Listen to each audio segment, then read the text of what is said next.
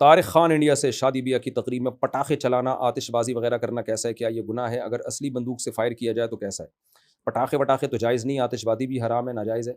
البتہ بندوق سے فائرنگ میں اگر کسی کو نقصان کا خطرہ نہ ہو، گورنمنٹ لا بھی اس کے خلاف نہ ہو، یعنی گورنمنٹ کی طرف سے پابندی بھی نہیں ہے اور کہیں بھی دور دور کسی کو نقصان کا خطرہ نہیں ہے، تو حدیث میں دف بجانے کی اجازت ہے، تو ہوائی فائرنگ بھی ہو سکتی ہے۔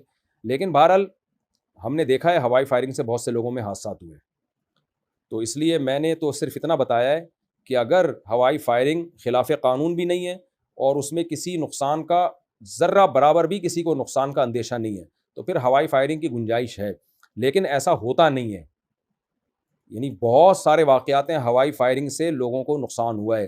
بعض دفعہ سامنے گولی چل گئی، بعض دفعہ چیمبر میں گولی رہ گئی، پتہ نہیں چلا، وہ فائر ہو گیا، بارات جنازوں میں تبدیل ہو گئی، خوشیاں جو تھیں وہ مرثیوں میں تبدیل ہو گئیں۔ بہت ایسے واقعات سننے میں آئے ہیں۔ اور بعض دفعہ یہ بھی ہوتا ہے کہ جو ہوائی فائر آپ نے کیا، گولی اوپر جا کے بھی تو نیچے آتی ہے نا، وہ نیچے آ کے کسی کی کھوپڑی میں لگی ہے، اس کو زخمی کیا ہے، تو اس لیے اس میں نقصانات بہرحال بہت زیادہ ہیں، تو اس کو اپریشیٹ نہیں کیا جا سکتا، اس لیے ہوائی فائرنگ نہ کیا کریں۔